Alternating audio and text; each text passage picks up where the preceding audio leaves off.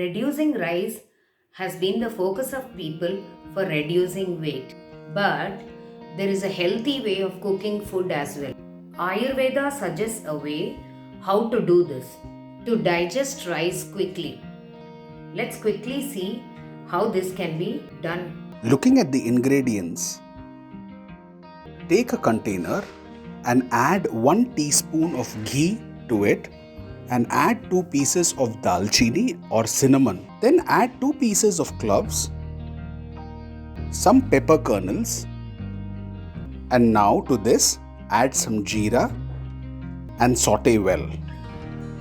Now add rice to this mixture and mix well. To this add 4 glasses of water and nicely allow it to mix.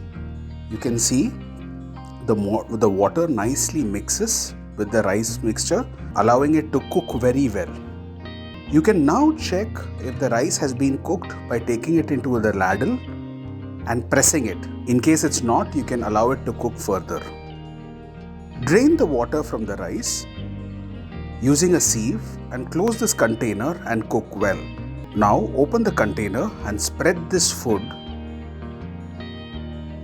And now the rice has been cooked using the Ayurvedic method and is ready to be had.